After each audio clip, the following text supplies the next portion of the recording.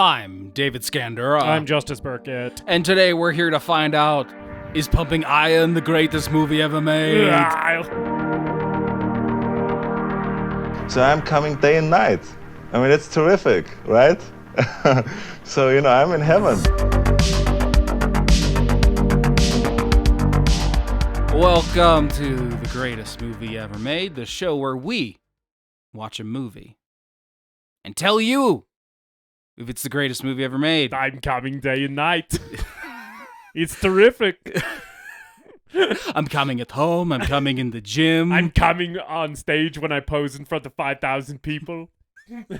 Movie that is so thoroughly entertaining and compelling that while you're watching it is the only thing that matters in the world. I'm David Scandura, joined as always by my co-host and guy who's coming day and night, Justus Burkett. Okay, Justus. Yeah.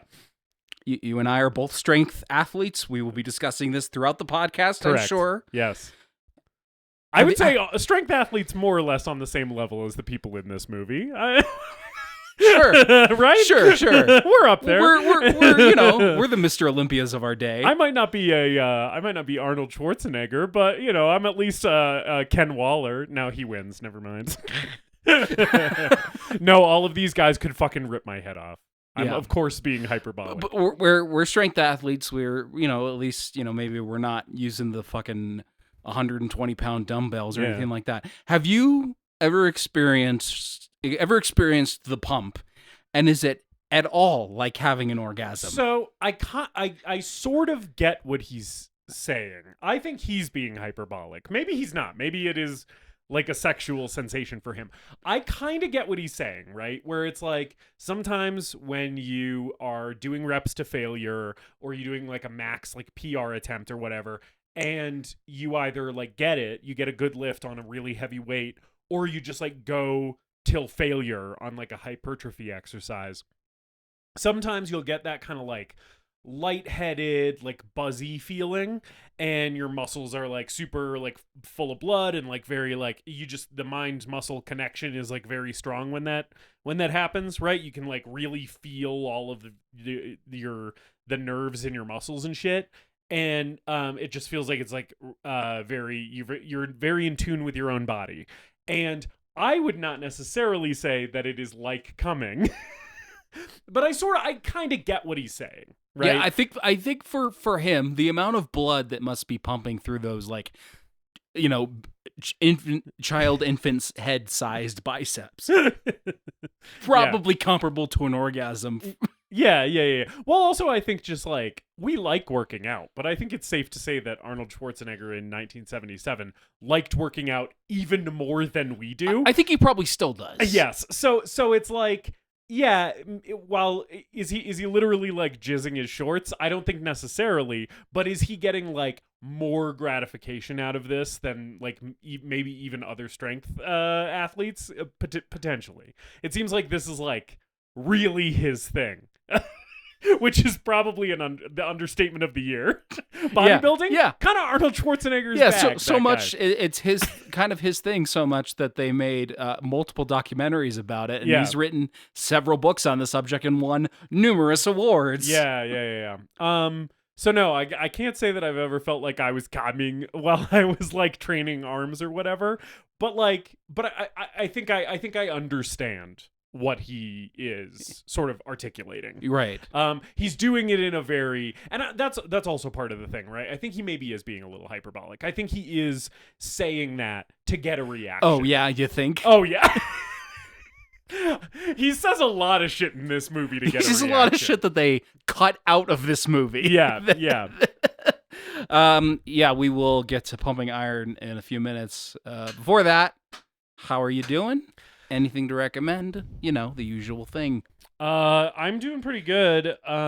It's a peek behind the curtain for listeners. It is Easter Sunday today. Yes. Our Easter episode came out 2 weeks ago. Hallelujah, he has risen, and I don't mean Jesus Christ. Yes. I mean 7-time Mr. Olympia, Arnold Schwarzenegger. Yeah. Anyway, so I had a nice Easter with my in-laws today, and pretty good weekend overall. Doing good. Nothing really super interesting to report. You and I went and saw Earth this last week, the legendary drone metal band, and boy, did they really rock the Coconino Center for the Arts. They fucking blew the lid off that place. That was a really good show. Yeah. In terms of media recommendations, in a music league that we're in, somebody submitted the band Girl Pusher, who have an album out. They released an album at the beginning of this year, and I was not a Girl Pusher fan. I had not even really heard of the group, but after someone submitted it in Music League, I listened to the album, which is called Gatekeep Gaslight Girl Pusher, which is very funny and really good, like electronic noise album. So if you're into harsh noise that makes your ears hurt, try the new Girl Pusher album. David, how are you? I'm okay. Yeah. Easter was fine. Nice time with the folks. Mostly I would say that I'm eepy sleepy. Yeah. I am oh so tired and snuggly and cuddly. Yep. And don't want to get up, want to stay in bed. Yeah. And it is ruining my life. It is throwing my entire schedule out of whack because you're too eepy. It's just too eepy. Damn. Bed too comfy. Yes. In the words of High Priestess Pod, you're suffering from eepy disease. Yeah. That's when you're too eepy. I'm down with the eepiness. Yeah. It's great being two 30-year-old men in a room together just saying eepy into microphones a bunch of times. As far as is this why Gen Z thinks that millennials are cringe? Is because we say shit like that? Because we're like, I'm so eepy. Ooh. I mean, I would argue that wait, is Gen Z the next generation? They're the one right after us because we're millennials. The people younger than us are Gen Z. Gen the Z. people younger than them are Gen Alpha. Gen Alpha. As far as I understand it. I would argue a lot of the Gen Z slang is like also extra cringe. Yeah, that's true. Their time will come. Soon they will be 30 and cringe. I went to GameStop the other day on just to look and see if they had any games that I could get.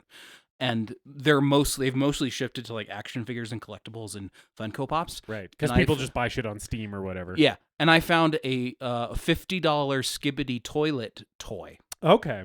And I'm just wondering who is spending that sort of money on a Skibbity toilet toy, and it must be Gen Z. There must be a dumb demand. Babies. In my time, we just had like I Can Has Cheeseburger and fucking Doggos fucking and Charlie the Unicorn. Also, you have to Charlie the Unicorn's a classic. Let's not impeach Charlie the Unicorn. I don't want to besmirch the good name of Jason Steele, but yeah. Just understand any Gen Zers who are listening that it's not cringe when we say eepy because we're doing it ironically, actually. As far as shit to recommend, I watched a movie called Dinner in America. Yeah. Starring the great Kyle Gallner. Fuck yeah. It's like if Jim Van Bebber directed romantic comedies instead of genre splatterfests. I love that. Love hearing that. It's like it's very punk and vulgar and mean-spirited, and then it sort of becomes really, really charming and sweet. Nice. It's a lovely little fucked up movie. Yeah. I had a great time with it. And we love Kyle Gallner. Yeah. Probably his best performance that I've seen, at least. Yeah. Yeah. So here we are talking about our first documentary. Yes. The 1997 documentary Pumping Iron. Starring Arnold Schwarzenegger, certainly, but also focused on several other bodybuilding legends of their time. I kind of think it's fucked up that in the credits it says starring Arnold Schwarzenegger, and then it's like also featuring Lou Ferrigno, etc., etc. I'm like, man, that must feel, especially for Lou Ferrigno specifically, that must feel so fucking bad that Arnold Schwarzenegger is top billed in this movie, and then it's like, Lou Ferrigno's also here. It's like, story of that man's fucking life, by the way. It's like Arnold Schwarzenegger. Oh, and Lou Ferrigno showed up. Nice to see that guy. Well, I mean, like, as you can imagine, this documentary has some scripted elements. It has, the filmmakers are definitely pushing some things along here, and adding their own spin on things. They were trying to sort of frame it as like Lou Ferrigno is the young upstart, challenging the charismatic villain Arnold Schwarzenegger. Yes. And I'm sort of like, I don't know if that worked out because I'm kind of rooting for Arnold the whole time. It's impossible not to, which is the whole magic of him as a person. Yeah. And also in this movie, right? Because this is like, he had done some movies already by 1977. He was like a known quantity in Hollywood, but he wasn't like movie star Arnold Schwarzenegger. He was still best known for his bodybuilding career at this point. And it's like, sort of the magic of him even this early is it's just like, you can't help but love this guy even when he is talking and behaving like a fucking sociopath. Like, it's like, but you're like, what a charming little sociopath. Like, what a beautiful little baby boy who is a fucking absolute cutthroat monster. and then Lou Ferrigno, it's like, yeah, he's a nice boy, but he doesn't have the same, like, he doesn't have the, whatever it is, right? He doesn't have it. And, like, no shade to Lou Ferrigno. He's, like, a great performer in his own right. But it's like, Arnold Schwarzenegger is literally just a different type of being. Well, that's sort of the unfortunate truth of, like, several of the bodybuilders in this film. You know, Lou Ferrigno has an acting career. Franco Columbu, Arnold's, you know, longtime friend. Yeah. Had a spin, you know, in the acting world. Yeah. He was like doing cameos in a lot of Arnold's movies and then tried to do his own action movies. But he was one of those bodybuilders that Arnold just like got into movies as a favor to his buddy. Yeah. Which it's like it was Sven Ole Thorsen. Yeah, Sven Ole Thorsen. Yeah, is one of those guys where Arnold's just like, Sven, I have something for you. I'm doing Commando or whatever. Yeah. Come on, Sven. But that's the thing. Let's is get like, you paid, buddy. It really is everyone else and then Arnold. Yeah. Because he just, I mean, we'll talk plenty about Arnold, but he's just like, I don't know, the gods came down and blessed Arnold Schwarzenegger. Yeah. And the rest of us are mere mortals, just have to live on the earth with him. Yeah. And it's like, yeah, this movie is interesting because, like, I think it does a good job of showing that very clearly, where it's like, this guy is just he's in a different universe than everybody else. Like, you can't compete with this guy because he's, like, literally built different. And also, in some of the interviews, you're like, this guy's brain is kind of a dark, evil, fucked up place, and I'm sort of glad I'm not like this. You know, there are moments in this movie where you're like, it's kind of scary to be Arnold Schwarzenegger because, like, he's talking about how he is so obsessed with being the best that literally nothing else, he has room for nothing else in his life, you know? And it's like, in those moments, it's kind of like, yeah, he's the best. And he's also kind of living like a half existence as a result, where he's dedicating himself so much to being the absolute best at all of these goals that it's like he's just not allowing himself to live. And he's like consciously denying himself. Yeah. Like human connection, emotion, fun, right? Because he's just like, no, I don't have time for that. What I am here to do is win. Yeah, you know? I mean, his longtime girlfriend, you know, prior to marrying Maria, his longtime girlfriend broke up with him during this time while he was working on the movie and trying to get into acting because he was just so committed to it. Yeah, you have no room for another person in his life because it's and that's really the interesting thing. It's like all of these guys, bodybuilding, I think, don't come for me, bodybuilders who are listening, if there are any. But I think bodybuilding is sort of like a patently narcissistic sport in a way that like some other strength sports aren't, because it's like with powerlifting or strongman, it's like, oh, I'm seeing how much weight I can lift and I want to lift the most weight and be the best at that.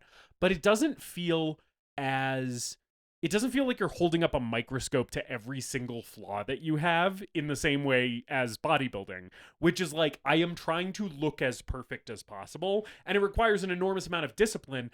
And what that ends up being is it's like you are day in, day out, living, breathing, sleeping, eating, drinking, thinking about your own body. Like everything you do is in service to your own aesthetics, you know?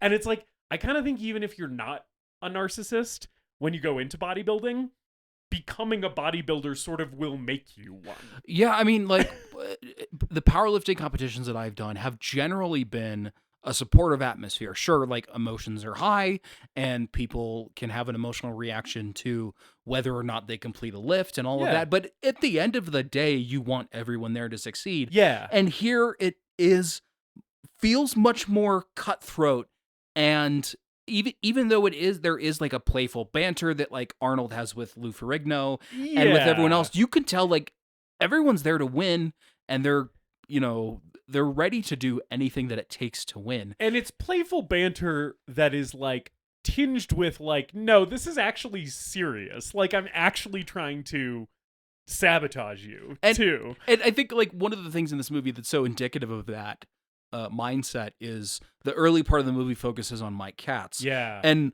Mike Katz gets 4th place and Ken Waller gets 1st. And you can see Mike Katz like holding back tears as he's like, wow, that's great. I want to call my wife. I should go congratulate Ken. Dude, and it's like he's fucking crushed. Yeah. And he says when he's like, Kenny won. Oh, that's great. When he delivers that and it looks like he's like on the verge of breaking down. I did not cry watching Pumping Iron, but I almost got a little choked up because I was like, man, that dude's like destroyed.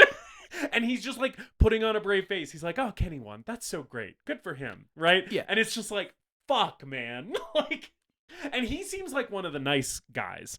He's like, there's footage of him playing with his kids. He's really a school sweet. teacher. He seems really sweet. Franco Columbu seems really sweet. Yeah. There's a couple guys in here where it's like, oh, these guys seem like normal almost, where they're like just kind of like sweetie pies. They're doing this thing. They're passionate about the sport, but they have like other stuff going on. And then there's like some sociopaths sprinkled in as well. And the interesting thing about this movie is like sort of the way it ends up is just like, yeah, nice guys finish last. Like if you have any other love in your heart for anything other than this sport, you're gonna lose to a guy who is only focused on this, like, period. Mm-hmm. Which is like, again, sort of like dark if you think about it, where it's like, oh no, yeah, if you're like a stone cold sociopath, you'll be better at this than someone who like has a heart. And I sort of feel like it's only gotten worse in the years since this movie. As you know, we're both strength athletes. I think we have different levels of understanding in terms of exercise science and nutrition and all the stuff that goes into this, as well as like, I think you were a little bit more caught up on other bodybuilding icons and powerlifting icons throughout time. I'm more of a nerd about this stuff than you are, I think.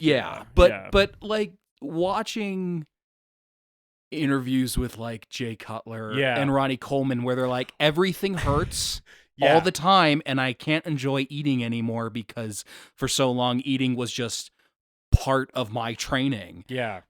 I'm sort of like, man, Arnold really had it down. He was like, he did bodybuilding in his prime, conquered it, decided that it was time for him to move on and do something else, and just like stopped. Yeah. He kept up with fitness. Right. And still took fitness very seriously. Still does to this day. But he didn't abuse steroids. He used them, correctly. Yeah. As far as he's disclosed to us. I also think that gear was just better in the 70s and 80s because you look at how a lot of this era of those guys have aged, and a lot of them have aged way better than the generation after them is aging, right? Like Ronnie Coleman's a great example. He's like the generation right after Arnold and Lou Ferrigno. And the man can barely walk, he has really destroyed his body, right? And it's like, I part of me thinks that just the drugs were better in the golden age of bodybuilding. I also think, I don't know about Ronnie Coleman specifically, but I know that steroid use has now become much more of like an all year round, like right. you got to be on gear. Right. You have to be on gear if you have any chance of competing. Right. You're not cycling on and off. You're cycling on and off the hard stuff, and then there's like a support, like a bunch of underlying drugs that you take all year round. Yeah. And then like you do the hard stuff on top of that. You do the shit that makes fucking cows turn into Wagyu or whatever. You take that on top of the stack underneath that is supporting like your liver and shit so you don't explode. Yeah. No, it's gotten insane. Like, if you look into some of this shit, like, guys are, like, literally like, hey, if you're gonna take this much tren, then you need to make sure you're taking this thing to support kidney function. Otherwise, you'll literally die. You need to take this so that your bladder functions normally and you don't piss yourself. It's like the cocktail of drugs that these guys are now taking to just continue living at the size that they are is insane. Yeah. Yeah. Yeah. It's an interesting sport, bodybuilding. A thing that High Priestess Pod and I were talking about when she was watching the movie with me last night. She was saying it's sort of an interesting sport because it's like you do all this preparation in the gym. You lift, and the guys in this movie are lifting some insane weight. Like they're like bench pressing like 365 pounds for like 8 reps or whatever. Yeah. You know? And you're doing all of that, and that's not the part that you get judged on or that people see. You go out there in a little bikini and do a little dance, and that's what you get judged on, right? And it's like, if you don't fucking grind yourself down like to the bone in the gym, then when you go out and do your little dance, your muscles are going to be like this much smaller than the last guy's. And like, that's what's going to make you lose. It's just such a weird sport. I think the movie does a good job of distinguishing bodybuilding as an art more so than a sport. Yeah. And even the way Arnold talks about it in terms of like, you're sculpting the body, you know, like you would sculpt a statue. Yeah. And the movie starts with Arnold and Franco Columbu taking lessons from a dance instructor to learn how to pose and learn how to transition between the poses. I think, by the way, that is a genius opening for this movie. That being the first scene is like, it's interesting because like documentary filmmaking is really a totally different beast than fiction filmmaking in a lot of ways, right? And structure, as important as it is to like narrative filmmaking, I feel like structure and editing is like indispensable to documentaries. You can have a good movie with kind of shoddy editing if it's like a narrative, like scripted, like fiction film. A documentary with bad editing is immediately a bad movie, you know? Because it's just like how things are sequenced and put together, where cuts happen, right, is so vital to the documentary film. And I think like one early indicator that this movie is a good documentary is them starting with the ballet teacher teaching Arnold and Franco Columbu how to pose, because it immediately it's sort of like this like odd juxtaposition of these enormous men with these crazy muscles and this kind of like dainty woman who is like, now like this, and like move your arm very slowly, and and it shows like, this is sort of more akin to dance and to like stage performance than it is to other strength sports in some ways, right? In some ways, bodybuilding has more in common with ballet than it does with powerlifting, you know? Yeah. Which I love that they like highlight that right away. Yeah, and Arnold has been very open about how much he was trying to promote bodybuilding and give bodybuilding the spotlight that he felt it deserved at this time, because there were still a lot of, and I mean there still are to this day, a lot of negative stereotypes about bodybuilders and weightlifters, that they're all idiots, or they're all homosexuals, and like he wanted the United States and the world to take bodybuilding seriously. So I think the documentary, starting with them learning ballet or practicing with the ballet instructor, it shows them as like, these are like 3-dimensional guys. These are people who are very passionate and care a lot about this very intense and strange world, but they are like well-rounded 3-dimensional human beings. And I mean, I hear him talk about like the Venice Beach, the Venice Beach fitness days back in the 70s, where it's like, people just came to the beach to watch guys lift and train and show off their bodies. Yeah, because it's amazing, right? And I think that's a thing that this movie also does a really good job of capturing is it's like you can go into this movie with no knowledge of bodybuilding, and by the end of this movie you'll be like, okay, I get why people like this. Yeah. Not just I get why people do this as competitors, but I get why people watch it. Like I get why audiences turn out for this. Yeah, one of the early scenes is set at a prison, and Arnold is doing poses and like having banter with the inmates. With the inmates, yeah. And the inmates are like talking about, he's got a beautiful body, man, and like it's really interesting the way that people react to it. And there's another scene early in the film where it's another posing display, and it's at an art museum. Yeah, they did it at an art museum and showcased it as like, this is an artistic presentation of bodybuilding and the way that these men have sculpted their bodies. Right. As a study of the human physique. Right. As a way to generate some revenue for the film. Right. And it worked. Like, and I think it also does show the artistic side of this. Yeah. The pure aesthetic beauty. And to your point earlier, like how, a guy could be 10% less muscular than someone else, and that make a huge difference. There are a ton of muscular dudes in this movie who have. This is gonna be a very homoerotic episode of the greatest movie ever made. Let's just get that out of the way right now. Yeah, also, we're talking about some shirtless dudes and their biceps. Also, if you're a straight man and you watch Pumping Iron, it's automatically a homoerotic experience, especially with that funky porn music that they got going. The funk soundtrack in this movie fucking whips ass. I'm just gonna say it. Also, there's an original funk song written for this documentary that they play over the opening and closing credits, which fucking rocks. It's like, yeah, pumping on, you gotta pump it up. It's so fucking good. I talked to Jesse, who owns the gym that we go to. I was talking to him about Pumping Iron at one point, and he's like, man, I can't stand that soundtrack though. You gotta put on something like Black Sabbath. We Jesse, need something heavier. Jesse, I love you, but you're wrong, man. The funk soundtrack really makes this movie for me. I especially like that there's a few moments where it gets kind of like weird and discordant, and it's usually. Oh yeah, there's when Arnold's talking about I'm coming in the gym and I'm coming at home. The soundtrack is like a King Crimson improvisation.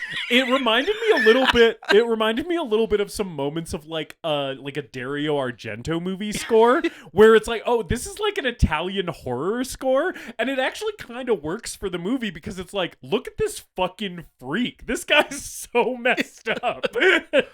Anyways, back to what I was saying earlier. If you're just 10% less muscular than someone else, you're going to lose. There's a lot of, beautiful, well-sculpted, incredibly muscular dudes in this movie. Yeah. And then you get to Arnold, and like Arnold is still looks better than all of them. Yeah. I think, Lou Ferrigno is huge. He's 6'5" and 275 pounds. Lou Ferrigno is fucking a planet in this movie. But then you see Arnold, and it's still just like, oh yeah, he had no chance. Yeah. Arnold's smaller, but you know what? You know what he's doing that Lou Ferrigno's not while they're posing? He's smiling. Yeah. And that's like so much. You watch the pose off at the end of the movie. I guess we're just jumping all around on this one. It's a documentary. Yeah. But you watch the pose off at the end of the movie between the three heavyweight competitors, right? And it's just like, yeah, like in the shots where all three of them are in the shot, your eyes are just drawn to Arnold because it's like his face is like going between stoic and then like he'll just like do a big like bright smile for the cameras or whatever. And Lou Ferrigno looks like he is concentrating so hard on flexing. Arnold makes it look like it's nothing. Yeah. He makes it look like the easiest thing in the world. And it's like, that's the fucking difference. Like, it doesn't matter that his body looks better, which it also does, but it's also like he has it, he has the star power, he just has the thing where it's like, I can't fucking not look at this guy, and it's like, when you're being judged on aesthetics, like, of course, the guy who you can't take your eyes off of is going to win every fucking time, Yeah. And I mean, Arnold is training and lifting weights and there's tons of scenes of just dudes lifting weights in this movie. Yeah, there are. He's training at Gold's Gym and like talking to his friends and giving advice to people and like being very sociable while he's lifting out. And Lou Ferrigno's like training in his basement with his dad yelling at him. And you see like Lou Ferrigno looks like a fucking monster in this movie. He's colossal. Part of it is that those chiclet teeth that he's got, but he's clean and pressing like 345 pounds in his basement. Insane. And he's just like grr, grr, grr, on it. And then at one point he starts hitting these reps and he's going Arnold, Arnold, Arnold, and he's just so focused and dedicated and putting all of his energy into trying to beat Arnold Schwarzenegger. And his fucking dad is there trying to hype him up, and it's still not enough. Yeah. Because like Lou Ferrigno is like obsessed with beating Arnold, and Arnold is like, I know I'm going to win. I don't need to worry about Lou Ferrigno. Yeah, Arnold. Like, I don't give a shit about Lou Ferrigno is basically his energy. Yeah. Yeah. And it's like, yeah. Because Arnold is basically, he's already won in his own mind. And so he's like, well, I have this in the bag. Like, I don't give a shit. I'm not going to stress about it, And I know I'm the best and I'm just going to keep doing what I'm doing, And it's like, yeah, it's like Lou Ferrigno's obsession with winning is almost like working against him because it's like he can't relax, and Arnold seems so relaxed all the time. I like when he goes into the gym and he's like hey, I'm looking to sign up here for a membership, maybe get some muscle on. Like he's talking like he's fucking new to this, right? And they all know who he is. They're like, oh fuck, Arnold Schwarzenegger just walked in, and he's like, I'm hoping you guys can help me gain some muscle. And it's just like that shit, he's so charming. And so like he seems so easygoing, even though really he is like more obsessed with this than anybody else, right? But it's like Lou's chasing Arnold. Arnold is chasing like the sport itself. Like he's in love with bodybuilding. Yeah. I want to step back for a second. Yeah. I just wanted to ask you, like, because you've seen this movie before. Yeah. What's kind of been your relationship with it, and how has it shaped your personal view of like fitness and inspired you or affected you in any way? This is a good question. So I watched this movie for the first time around the time that I was first getting into strength sports. In what I mean by that is like I had been lifting weights casually in the gym without really knowing what I was doing and knowing that there were like different things you could specialize in, and so I had just been like lifting casually with like free programs off of bodybuilding.com or whatever. And then like around the time I saw this movie, it maybe was because I saw this movie. I've never competed as a bodybuilder, but I did do a year or so of specifically training for bodybuilding. And I think it is maybe because I saw this movie, because I was like, oh, like you can just work out specifically to look better, and there's like a science behind it and like a whole ethos there that I haven't explored. So that's the first time I saw it. That was probably when I was like, I don't know, like 22 or so. And I didn't last very long in bodybuilding because it's just not my bag. It's not what I like to do in the gym. It's a lot of like lower weights, higher reps. And also it requires like so much rigor around diet, which is not my specialty. I exhibit me being a power lifter now. Yeah, so that was the first time I saw it. I think I've watched it one other time in between then and now. But I do think it really did sort of shape sort of my early relationship with strength sports. And bodybuilding is the first strength sport that I like, quote unquote, got into, even though I really only dipped my toe in. I wasn't ever really serious about it in the way that like even the amateurs in this movie are. Like I was still like, those guys are still like 1,000 years ahead of where I was at. But yeah, and I think this movie and then some other strength sport documentaries like West Side versus the World, where they talk about the West Side Barbell Club. And the Rogue Fitness did a series of strongman documentaries. I feel like this and those kind of have shaped a lot of my like love affair with strength sports. I kind of got deeper into the world of strength sports through those documentaries. What about you? You had seen this before, right? Yeah, this is my third time with this, I think. Yeah. And like you, I think first time I saw it, I was just getting into powerlifting and training with weights more regularly. And I mean, I've loved Arnold for years. I think this movie is like the Rosetta Stone to understanding Arnold Schwarzenegger. It really does give you a lot of like crucial insight where you're like, oh, I get this guy way more now. Yeah. It has sort of spurred an interest in bodybuilding that I don't know if I would ever pursue it, but every time I watch this, I am like, man, I gotta fucking go to the gym. And I haven't been to the gym in the past week or so because as previously stated, I've been very eepy. He has eepy disease. I've been so eepy. I've been too eepy. And I just heard Arnold in the back of my head while watching this, like, you fucking girly man, stop sleeping and go to the gym. Stop saying you're eepy. What does that even mean? That is millennial cringe. I'm fucking 70 years old and I had a heart transplant and even I was at the gym this week, you pussy. My donkey Lulu is working out. Why aren't you girly man? It's so fucking funny that he has like miniature donkeys. He's Lulu and whiskey.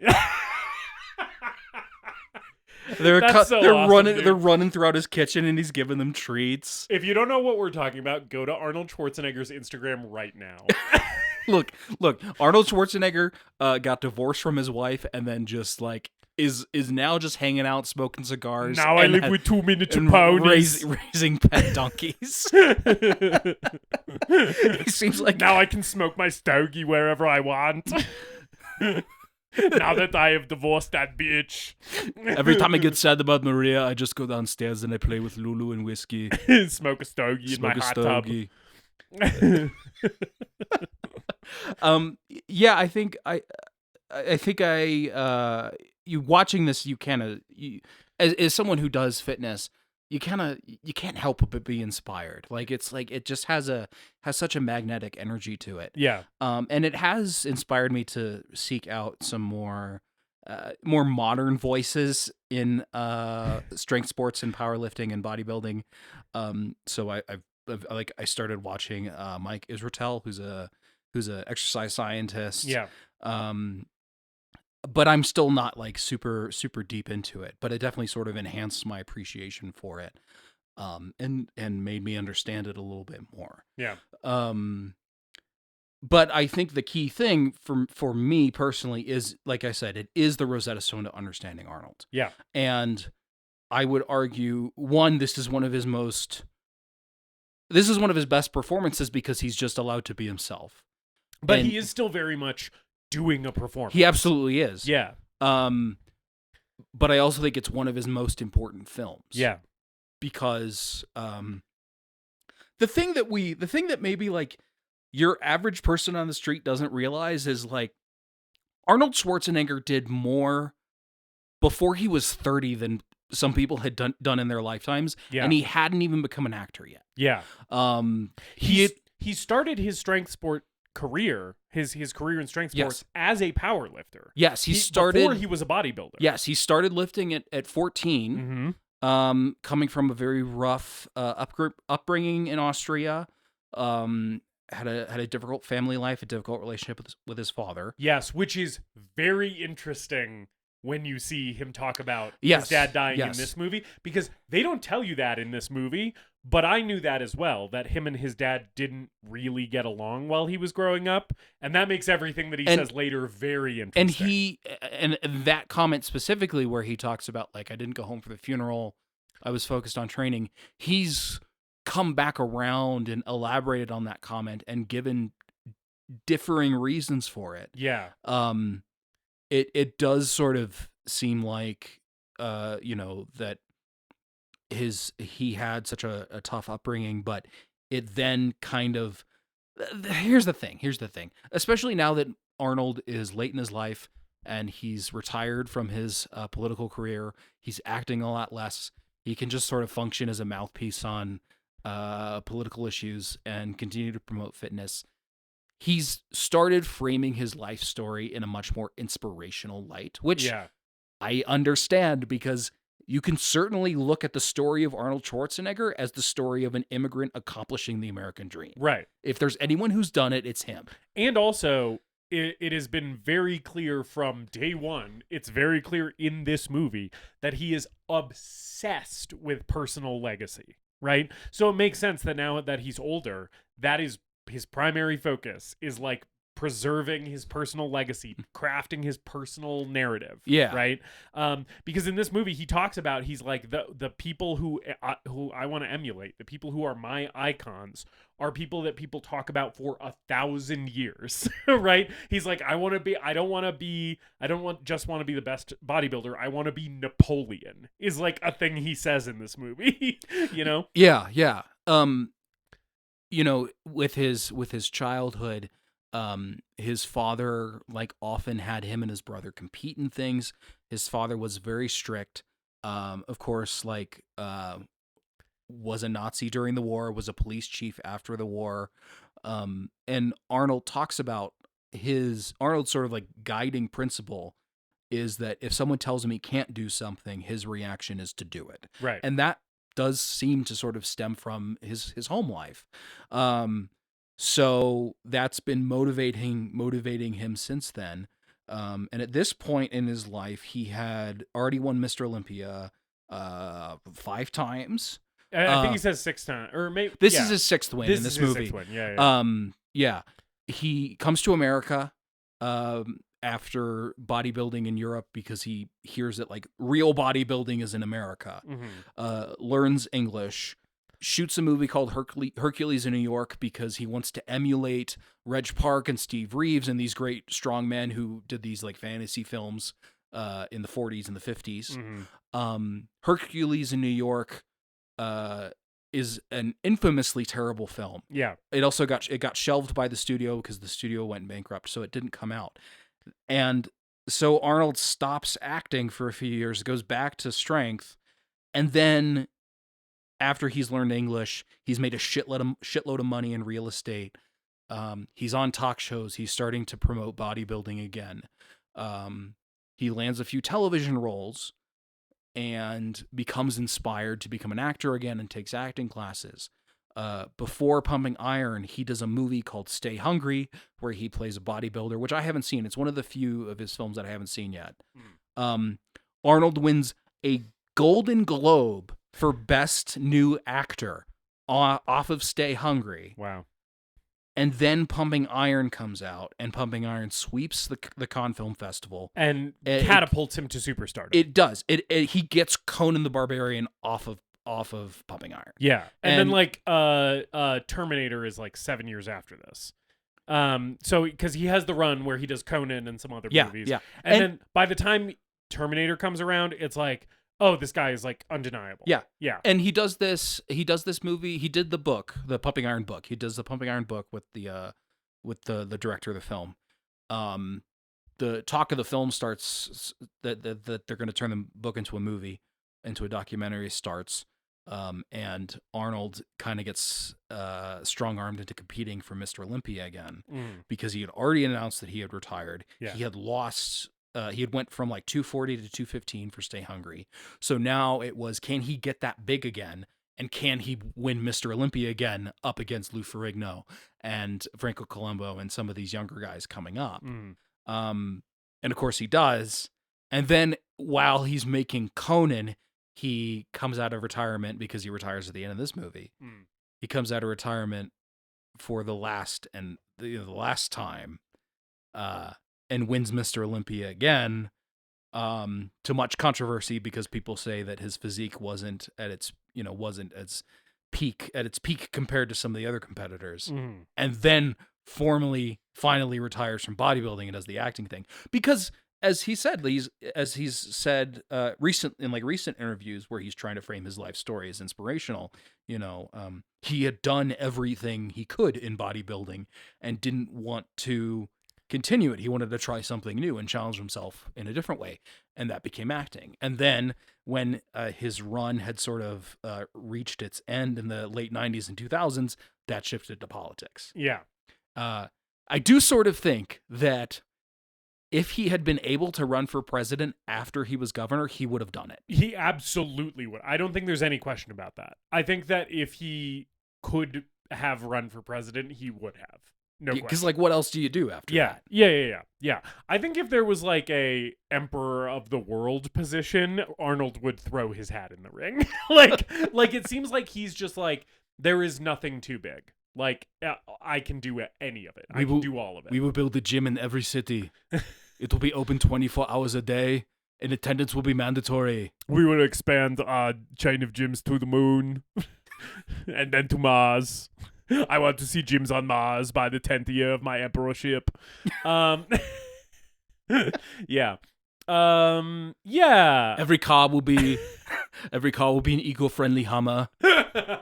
That's the other fucking thing too. Is like he's responsible for the Hummer. He is responsible. And then worked with the Hummer and be like, can you develop an eco-friendly version of the Hummer for me? Because I care about the environment. I care about the environment, but I also want to drive a fucking tank. I'm a Republican, but I care about the environment.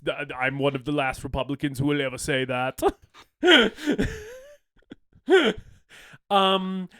I like that we start in this movie. The early part of this movie is focused on the Mr. Universe competition. Yeah. Or the amateur bodybuilding. It's Mr. Yeah, because I always forget. But yeah, Mr. Universe and then Mr. Olympia is like the competition of everyone who's won Mr. Universe, yes. I think. Yeah. And so I think it's a good intro into this world in this movie to start with like the littler guys, the guys who are like not as king shit as all the Mr. Olympia guys, and that's where you get Mike Katz and Ken Waller, and I love that whole bit of this movie. Like I just love them showing you really following Mike Katz through the Mr. Mr. Universe rather competition, and the other guys you don't really like. The other guys they don't bring them as in focus, and you get the impression that Mike Katz is like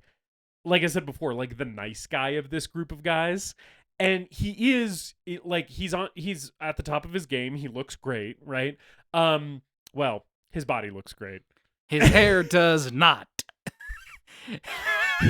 He looks like riffraff. He looks like a kid. He looks like a kid who got the scissors. Yeah. And tried to cut his own hair. Yeah. It's awful. He looks like riffraff with a bob, but like jacked riffraff with a bob. Yeah. Yeah, his hairline's not doing him any favors. I don't want to besmirch the guy, but shave that dome, brother. Shave that dome, brother. Would be my advice. Yes. He also has like a real thin spot on his crown, and I'm like, dog, you really got to get that under control. I know it's the 70s and long hair is in, but not for you, my man. But like you just see him be such a sweetheart. And then like the competition rolls around, fucking Ken Waller steals his shirt, which is so I'm just going to say it because we talked about this a little bit earlier about how all these guys are a little they're busting each other's balls and shit, and it's like a little too mean to just be jokes. Bodybuilders are catty bitches, dude. This movie is full of a bunch of catty fucking bitches.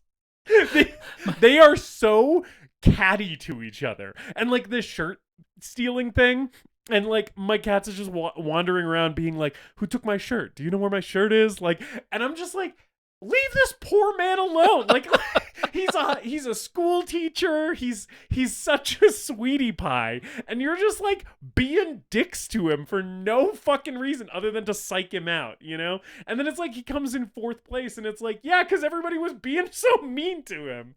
He was you threw him out of his element, you know? These guys are like they're like mean girls.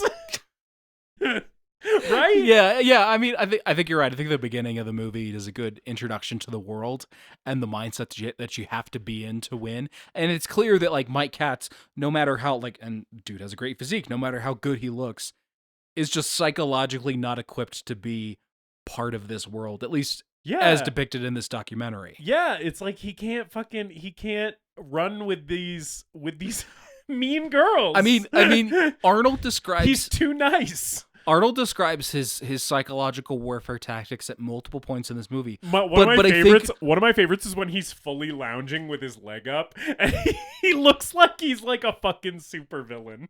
He's just like, I'm going to destroy. I'm going to book a hotel room for us to stay in, and by the time morning comes around, he's going to wish he's never been fucking born. And he's talking about Franco Columbu, who is definitely seems like his best friend. And Franco Columbu, another sweetie pie. Yeah. Right? And then Arnold's like, I'm going to fuck with his head so much. Franco's pretty smart, but Franco's a child. And when it comes to the day, when it comes to the day of the contest, I am his father. I think my favorite, because it is so subtle, is Arnold he's just asleep on the beach. Some guy comes up to him and says, "Hey, I'm gonna go fly to New York and see Lou. Do you have anything to say to him?" And Arnold wakes up, and Arnold says, "Okay, say hello to Lou. Say hello to his father. I'm looking forward to seeing them at the competition." It's like, "Oh, that's nice. You just wanna say hello to them." He's like, "Yes, because Lou needs a lot of help. I'm going to be very kind to Lou." And I'm like, Jesus Christ! Yeah, he's a monster, man. The CIA should have used him to get information from Al Qaeda or something. just neg them into letting him know where Osama bin Laden is. Say hello to Osama. Say hello to his mother. I know he needs a lot of help, so yeah. All these guys are like, you know, I understand it's like what you're competing at the highest level. Any advantage that you have, you need to exercise, right? And that's sort of Arnold's point. He's basically like, any way I can win, I'm gonna use it. Right? And you said something earlier about Arnold definitely like playing things up for the camera in some of his interviews. He totally does. He absolutely does, and he's admitted that one of his tactics at this time to his business tactics, I guess, was like to stand out, to impress somebody, was to like say shocking things to get a reaction out of them.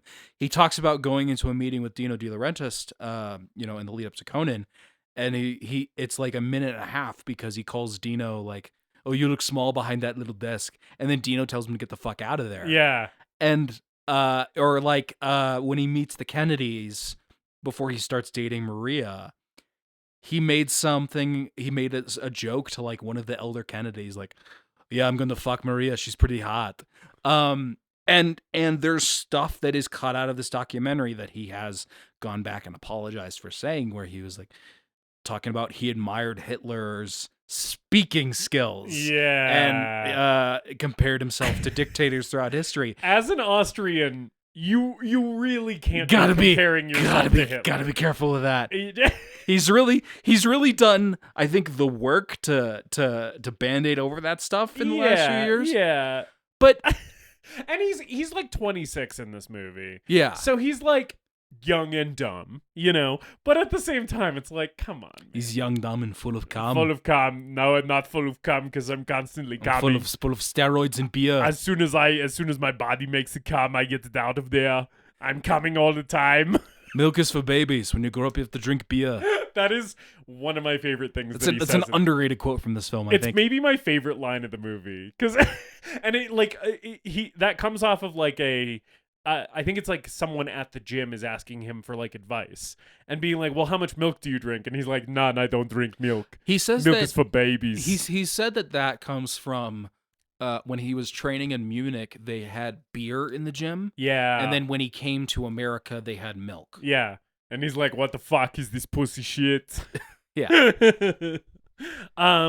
Yeah. Man, beer at a gym.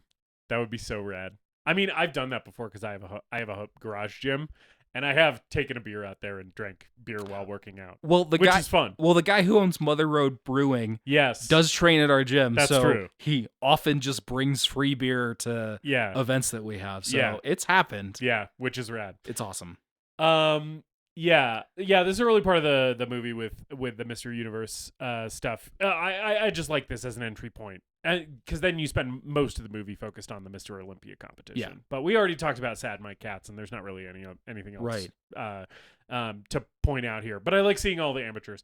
There is a guy on the Mr. Universe stage like one of the amateur guys, and he's not one of the top contenders. He's just a guy that they show, where I'm like, that guy's body feels attainable for me. There's like one dude. All the rest of these guys, I'm like, these are steroid monsters. I'll never even get close. But then there's one guy where I'm like, I could achieve that. Some of like the flabby guys in the gym, or like when Arnold's teaching that dude how to pose. Yeah. I was like, oh yeah, I could do that. I could maybe get that body. There's some great moments in this movie of Arnold training at the gym, and the camera will like focus on a guy in the background watching him. That happens a couple times, and I'm like, that's me. I'm that guy at the gym who's just like standing there. One of my favorites is there's like kind of a chubby guy in a t-shirt at one point.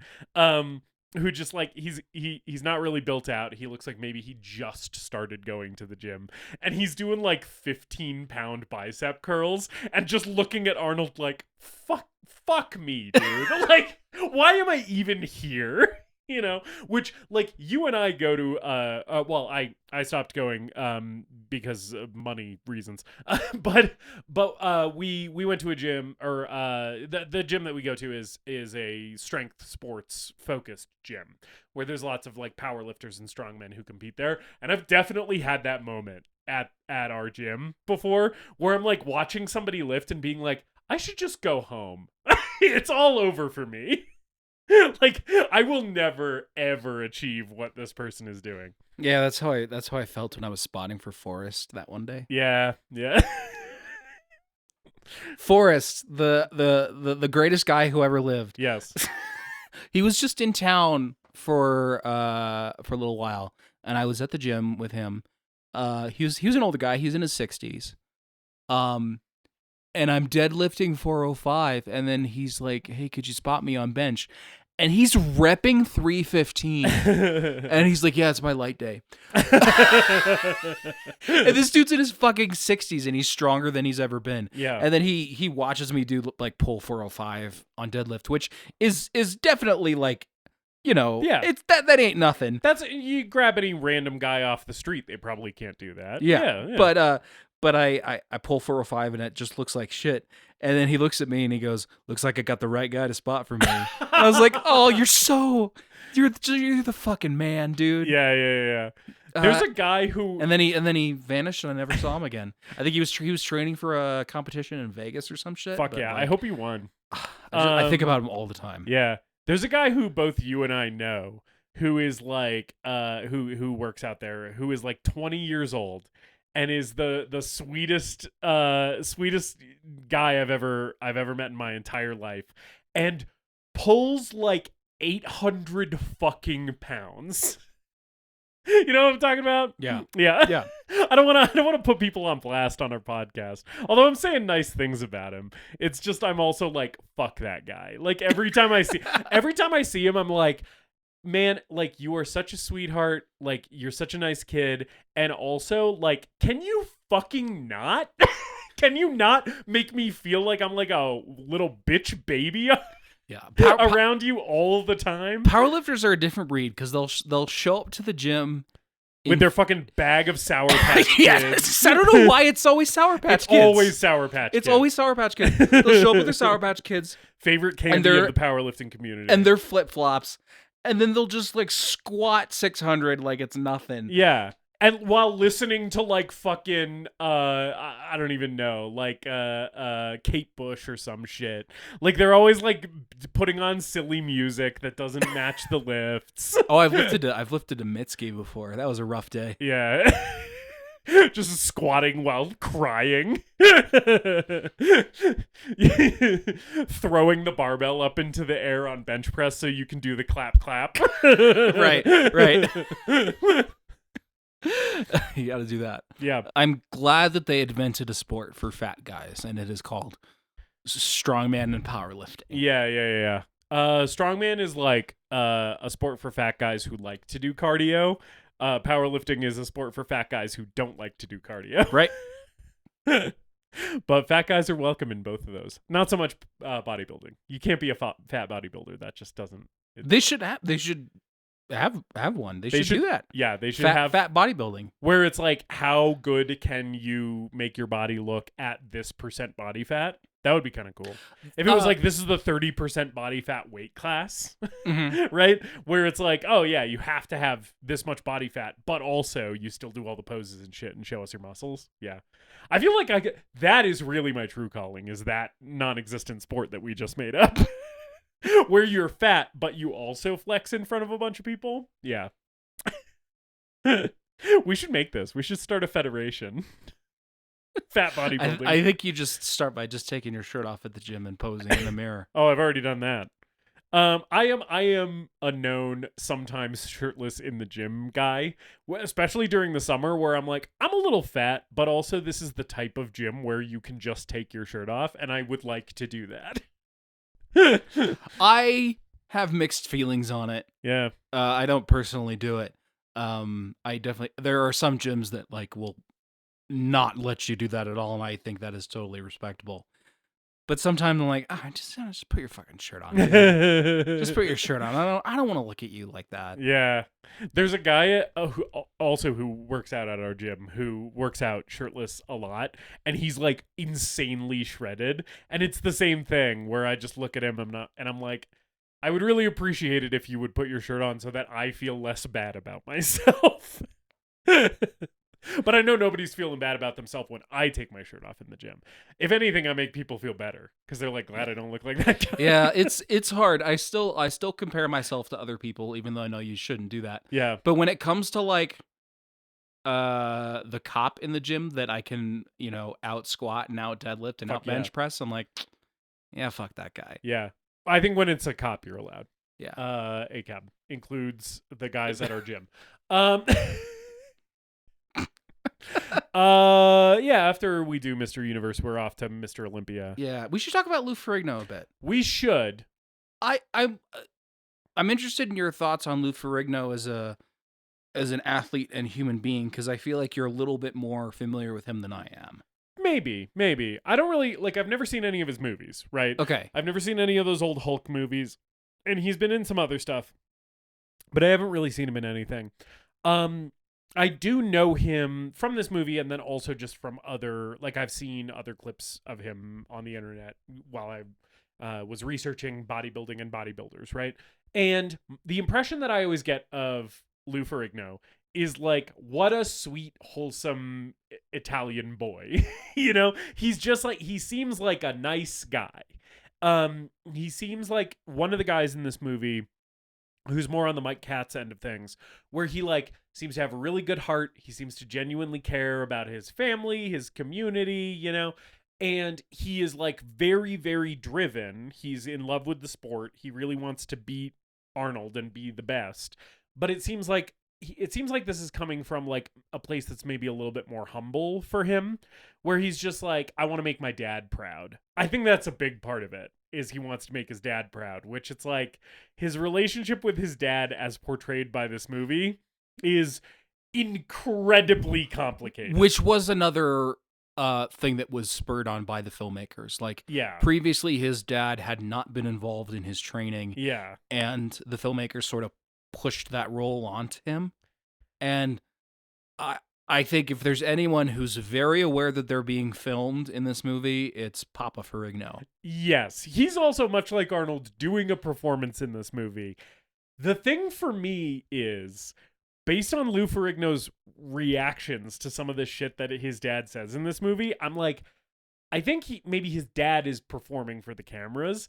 I don't think Lou always takes it that way. Because some of the shit that Lou Ferrigno's dad says to him, they'll cut to Lou Ferrigno's reaction, and it seems like it really hurts, and it's it doesn't seem like he's playing that up for the cameras. It seems like he is genuinely hurt by his dad kind of negging him a bunch, Yeah, I mean, there's shots of him at the home dinner table, and he's Lou's just trying to eat his pasta, and his dad's you gotta be the best. You gotta fucking kill Arnold. You gotta crush his little fucking. You gotta defeat him. You piece of shit. Yeah, you can do it. I know you can. And it's I don't know if I want you hyping me up, man. Yeah. There's a lot of shots of the family eating at the dinner table, and Lou's just eating his pasta, and his dad's in his ears, just you gotta beat Arnold. You gotta fucking defeat him, man. You gotta crush him. You piece of shit. You fucking embarrassment. I'll never speak to you again if you don't win. He doesn't say shit like that, but that's like the energy of it. Where it seems like he cares more about his son winning than his son. At a lot of points in this movie. Where it's just like, man, like, I'm not sure this is a healthy father-son relationship.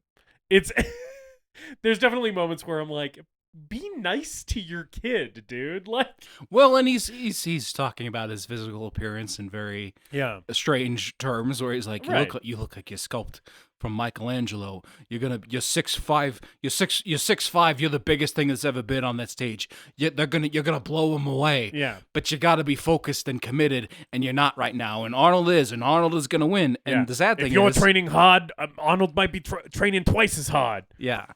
Yeah. And he's right. Unfortunately. Right. Yeah. That's the thing.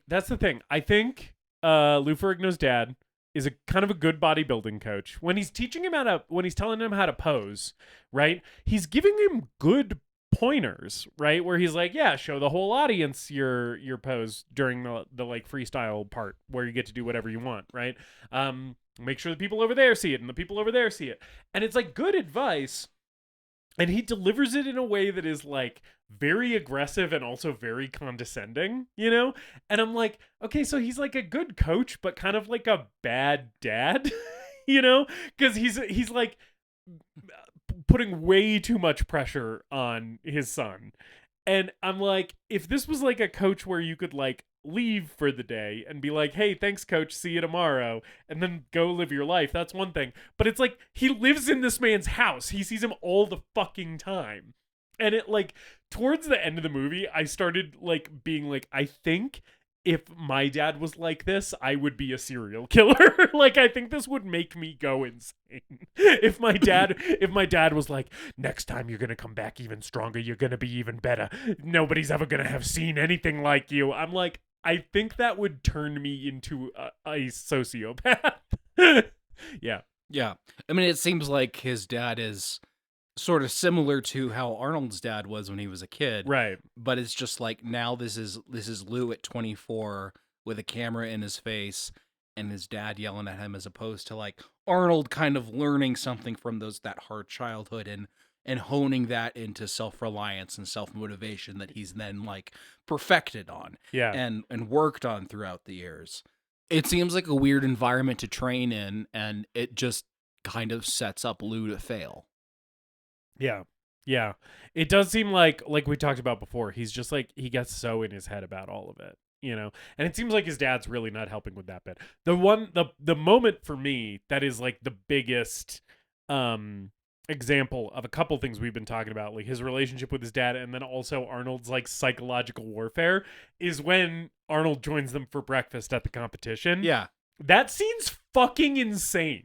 So like because they're all smiling and being really nice to each other, and then the shit that Arnold is saying is like really aggressive and really fucked up, you know? Like it's crazy that Lou Ferrigno doesn't just like get up and punch him, like, because he's like he's saying shit like he's like, oh, can you imagine how I feel? 6-time Mr. Olympia. Can you imagine the feeling? No, you can't. But you have your Mr. Universe title, so that's pretty good too, I guess. Like, he's just like being such a fucking dick.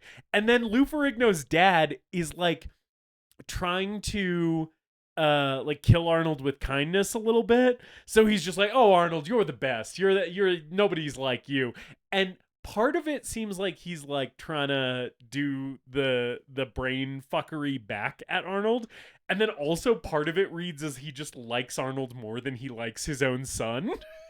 It's all of that scene is so messy and so fucked up and so weird. And I really love that part of the movie because it really shows you like these guys are kind of insane. And then Lou seems like the most normal person at that table because his dad seems like a total psycho. And then Arnold's coming off as a total psycho. And Lou's just kind of there being like, can you fucking lay off, dude? And, like, and Arnold's so good at deconstructing that stuff because he knows psychological warfare too, and he's just like, yeah, I've been here all week, and you just finally decide to invite me out for breakfast before the competition. You're trying to mess me up. You're trying to screw me up. It's not going to fucking work because I'm just built different. And even when Arnold's... You think you're going to fuck me up, I'm going to fuck you up. Even when Arnold's won, and they're having the party, and he's got his Arnold is numero uno shirt, and he's smoking a joint. that fucking J. Dude. And he's like, oh, it's Lou's birthday, by the way. We should all sing him happy birthday. That is so fucking low. When that happens, I was like, you can read this either way as like, oh, no bad blood, competition's over, he's doing a nice thing for him. And I'm like, I don't believe that for a fucking second. And it's like, oh yeah, by the way, he's kicking this dude while he's down. I beat Lou Ferrigno on his fucking birthday. Yeah, and nobody knew it was his birthday. Like, Arnold tells the whole room that. And then they cut to Lou Ferrigno, and it seems like he kind of didn't want people to know. Yeah, and he's like cowering in the corner. He's like embarrassed. And it's like, man, Arnold Schwarzenegger's a fucking bastard, dude. I love him so much. I love him too. But at the same time, I'm like, you're just fucking kicking this dude while he's down. Like, you already beat him, dude. Like, lay the fuck off. And even at the very end of the movie, when they're on the bus together going back to America after the competition in South Africa, he's like, I'm gonna fuck your sister now. Yeah.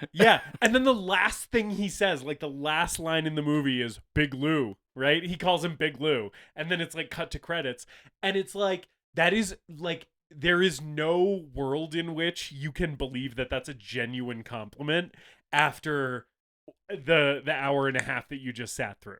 It's like, no, he's still doing it. He's like still fucking tormenting this dude. Like, Arnold Schwarzenegger is like the devil to Lou Ferrigno. You know? Yeah, that fucking breakfast scene is so insane though. I did have a question for you, David. Who is your favorite guy in this movie? Your favorite bodybuilder in this movie, other than Arnold Schwarzenegger? That's an interesting question.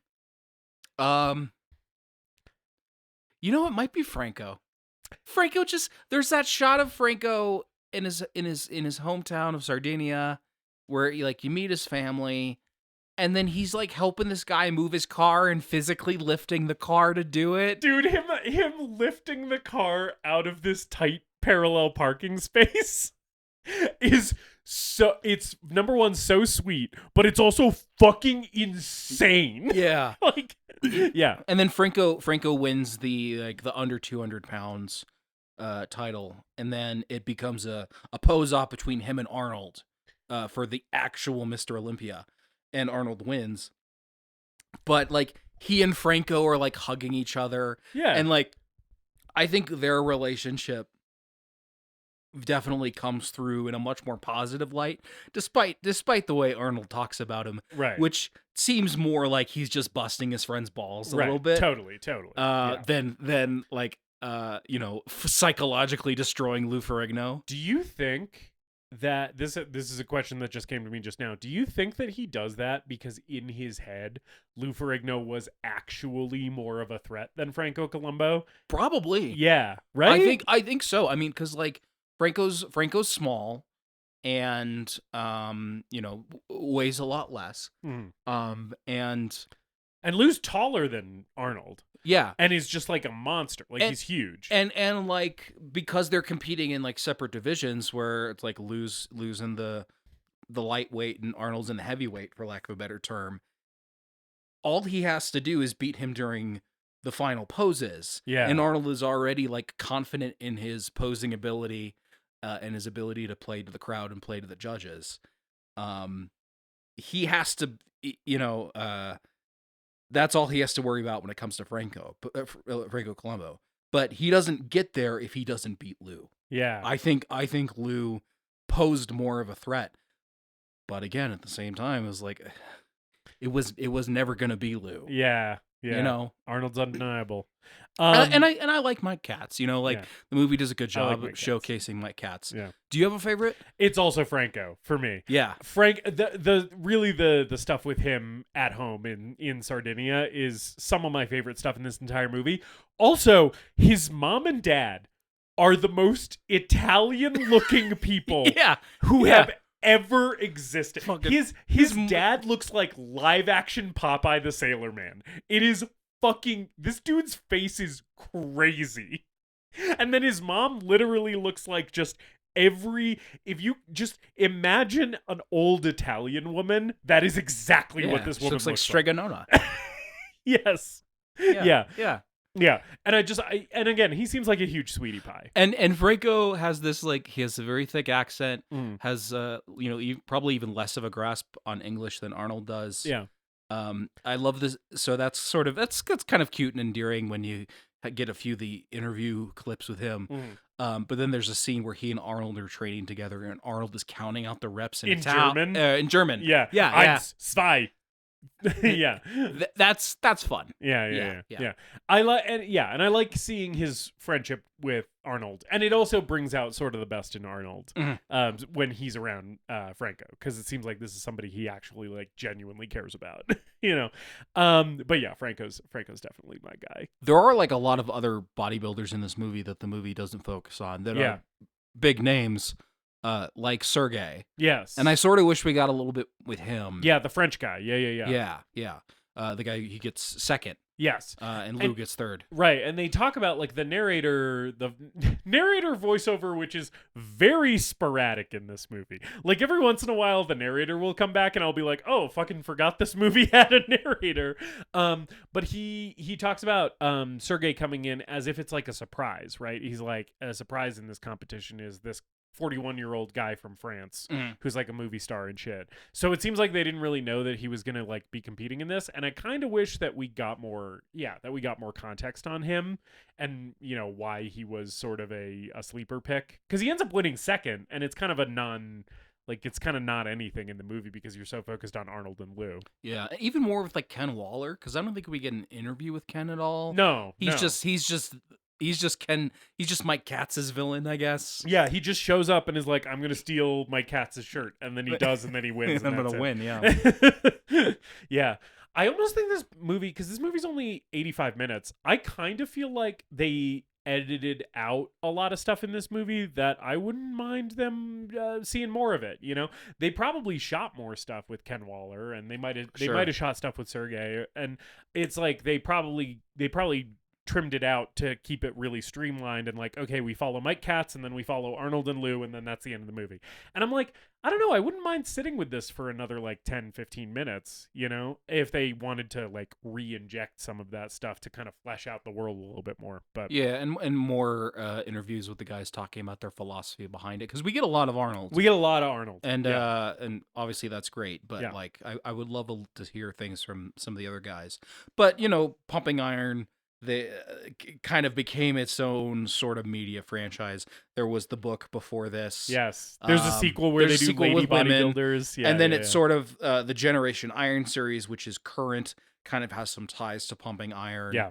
There was one that was auto-playing after I finished this that was focused on the natural versus steroids. Yes. Yeah, I got the same autoplay. Did you watch this on Amazon Prime? Yeah, I watched probably, 10 or 15 minutes of it while I was cleaning the house or whatever. Yeah. And I'm sort of interested in that because it's focusing on the natural bodybuilding leagues, and that's not something I have any familiarity with, because I sort of thought that the modern philosophy was you have to be on gear to compete. But then there's those natty guys who are like basically like, you're not really bodybuilding unless you're doing it all natural or whatever. Like there's like those guys are like, as insane as the guys on gear are, sometimes I think the natty guys are like more fucking whacked.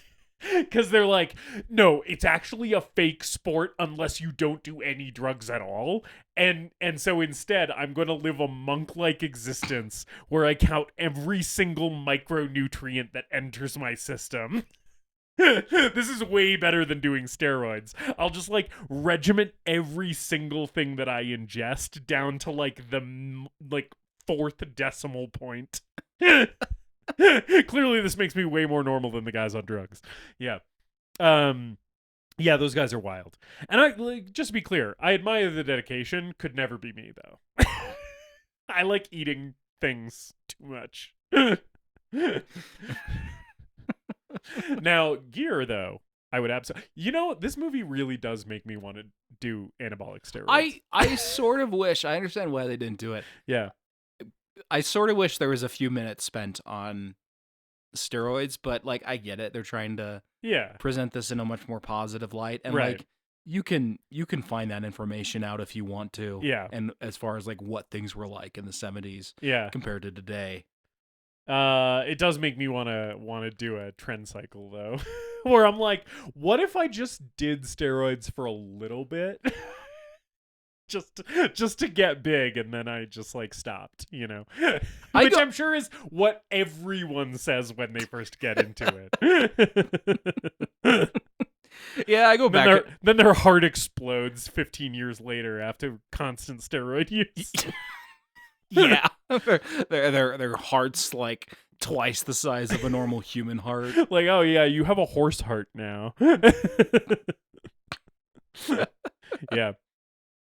Anything else we want to talk about in Pumping Iron? What haven't we talked about? I like when Arnold jiggles his titties a lot in this movie. He does jiggle his titties a lot. I like when he's doing the cable flies, and you can see all the muscle striations in his pecs, and he's like screaming directly into the camera. That's another great moment where they focus on a guy in the background watching him, and he's just like, "What the fuck?"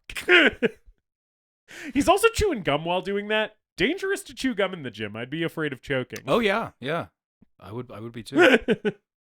What's your favorite bodybuilding pose? I like the one where they put the one arm behind their head and then flex the other arm while they're doing that. That was a fun one. Yeah. Which Lou's dad is mad at him that he didn't do after his posing routine. He's like, "You should have done that one." And Lou's like, "No, you're wrong, Dad. You're It's actually the one moment where Lou kind of stands up to his dad in the movie. Because he's like, "No, there's nothing there. Like, my physique isn't right for it." But I will say, when I see a guy nail that one, I'm like, that guy looks cool as hell. What about yours? I like I think it's called the full double back. Yeah, which is like Arnold's signature pose where he hits the double biceps and shows off his back. Yeah, it's a good one. And then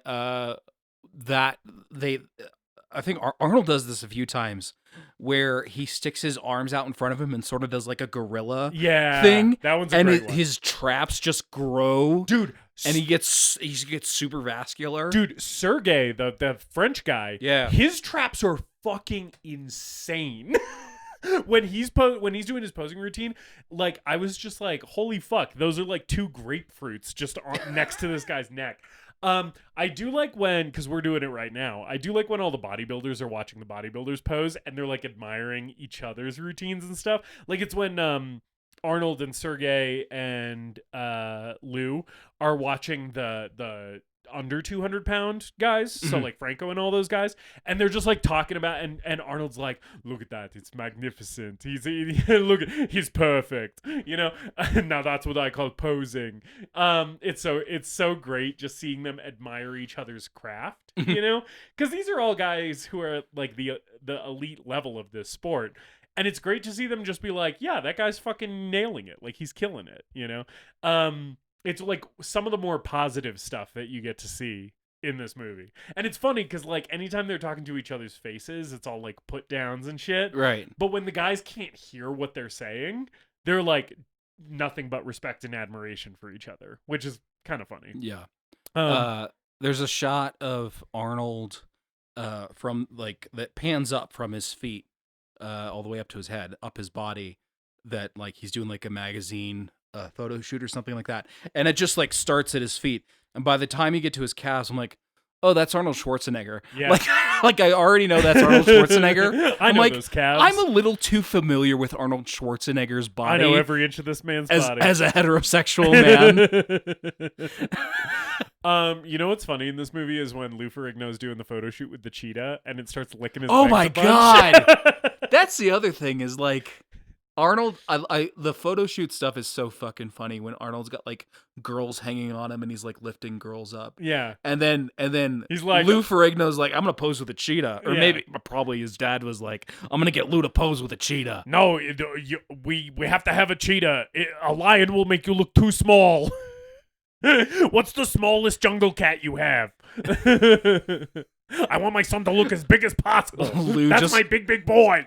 Lou just risking dismemberment at the hands of this cheetah. But the cheetah just starts licking his legs. That's very fun. And it's funny that one of the people who's like on the photography crew is like, oh, he likes the oil. You know what's funny in this movie is seeing regular people interact with these bodybuilders. There's the guy who's interviewing Arnold when Arnold tells the story about how he sabotaged that guy who went to the Mr. Munich competition, telling him to scream during his routine. That's how fucking hilarious. It's a very funny story, but like Arnold is like being interviewed by this guy who looks like, and it's because he's sitting across from Arnold Schwarzenegger. I'm sure this guy in a room with anyone else just looks like a regular guy, but he looks like the like limpest wet noodle fucking total nerd. Like dork ass little bitch that you've ever seen in your entire life. And I'm like, I'm sure if you put this guy in any other context, it would just be like, oh yeah, that's a regular looking guy. But when he's next to Arnold Schwarzenegger, it's like, look at that fucking loser. There's another guy who interviews Arnold and asks him, like, what do you look for in a woman? And he's like, you know, like, goes with blonde hair, with dark hair, big tits, small tits, big ass, small ass, short, tall. I don't really care. And It's actually, I'm really interested in their personality. It's all about that for me. I'm like, fucking class act right there. My man. Yeah, same Arnold. Big tits, small tits, I don't care. I just like titties. So that's pumping iron. That's pumping iron. We pretty much talked about everything. Yeah. David is Pumping Iron from 1977, the first documentary film ever covered in the history of this podcast. The greatest movie ever made. Justus. No. I'm going to say no. I can see why this movie has the appeal that the appeal to fitness folks throughout time, and the influence and the power and the impact of this thing, and you feel some of that. You feel some of the inspiration.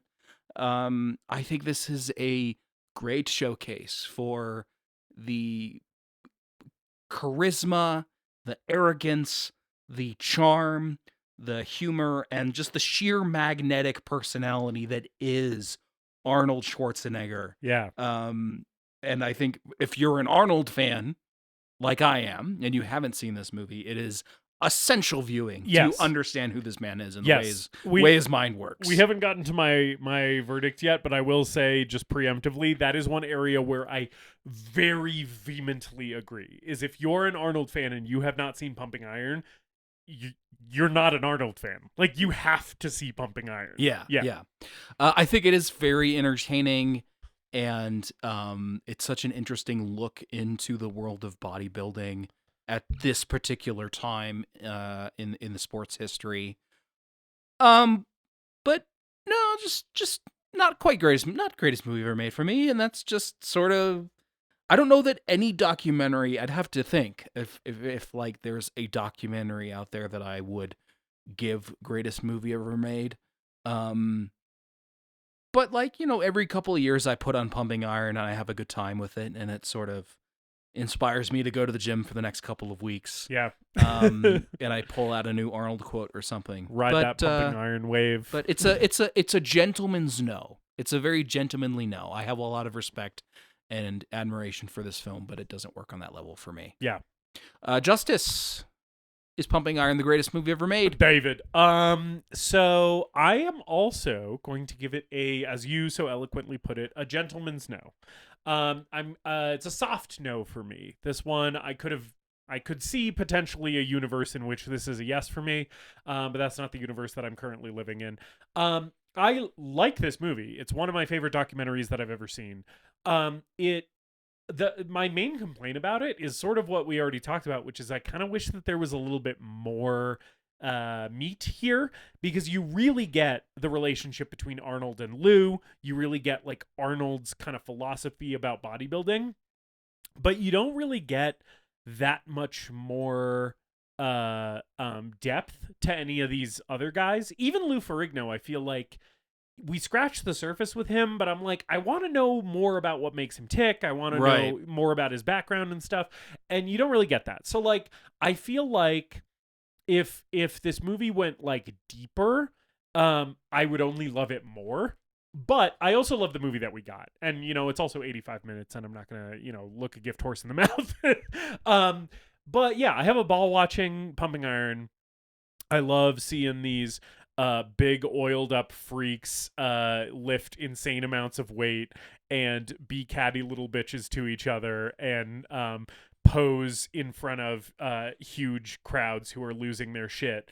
It is simultaneously ridiculous and sort of awe-inspiring and hilarious. And like this movie gives me so many different feelings about the sport of bodybuilding that are sometimes conflicting, right? Where it's like, it's so stupid that these guys do this, and also it's so amazing that these guys do this. Yeah. And it's like I love having those emotions stirred in me by watching this movie, and it definitely gives you an appreciation for the sport. But yeah, still, like you said, a gentleman's no.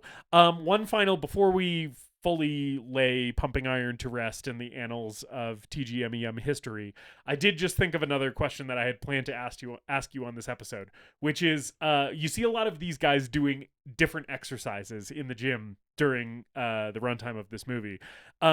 Is there an exercise in this movie that is like one of your favorites? Like, is there like a moment where a guy's doing something in the gym where you're like, oh yeah, I love doing that thing?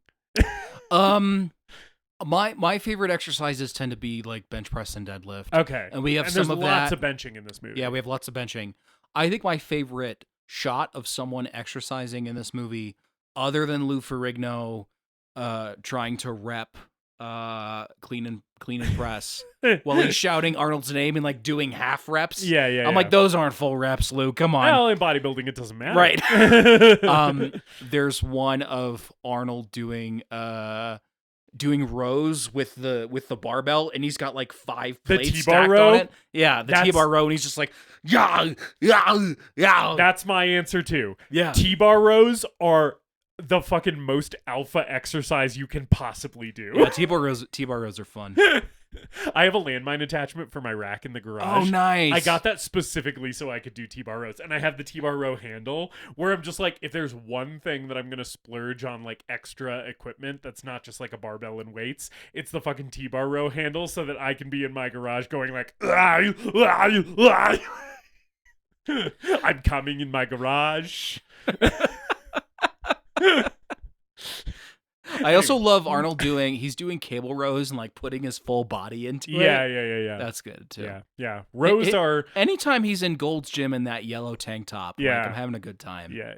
I could use some more lifting in this, and I could use some more interviews, even if they brought on like a doctor or like... being like, these guys are fucking whacked. Or like Joe Weider, who was one of Arnold's mentors. Talk about him. Yeah. Just someone who has maybe a different view on the sport. From a more like fact-based background or something. I don't know. Sort of a good problem that this movie has, which is probably why it's a gentleman's no from both of us, that there's almost too little of it, Yeah. Which is a good problem to have. It's good that your audience wants more. Yeah. Yeah. Anyway. David, what are we talking about next week on the show? So we are talking about another film that involves fitness. This is much more focused on the 80s aerobics craze. However, it also includes the supernatural. It also includes martial arts. And there's probably one movie that combines all three. And it was, of course, released by the great Canon Films. It's called Ninja 3: The Domination. Oh my fucking god! We've talked about doing this from like the beginning of the podcast. I didn't know that this was next. I've been wanting to do it. I was like, fuck it, let's just do fucking Ninja 3. Yeah. Oh my. Okay, so when We Hate Movies, a podcast that we both enjoy, did Ninja 3 on their show, they did put a disclaimer out in the episode that went before it, which is like, before you listen to next week's episode, Ninja 3, watch the movie first. We don't always say this, but you should. I think we should probably give the same disclaimer. It's gonna be way more fun hearing us talk about Ninja 3 if you watch Ninja 3. Have you seen Ninja 3 yet? Yo, yeah, okay. Dude. Oh, yeah, baby. I've never seen it. I heard about it from Red Letter Media covering it on their YouTube channel. Yeah. And it's been a while since I watched that episode. So I am hotly anticipating experiencing Ninja 3 The Domination for the first time. Yeah, it's gonna be a wild one. So join us next week for that. Yeah. In the meantime, continue to spread the word far and wide about the show. Yeah. Tell your friends about it. Tell your lifting buddies about it. Tell your mom about it. And be sure to like, review, comment, subscribe, all that good shit. Yep. We appreciate your support so much. And until next week, when you join us for the martial arts ninja supernatural fitness masterpiece. I don't know. It could be a masterpiece. I haven't seen it. I would say it's a masterpiece of a sort. Ninja 3 The Domination. Until we see you next week, as always. Later, dipshits.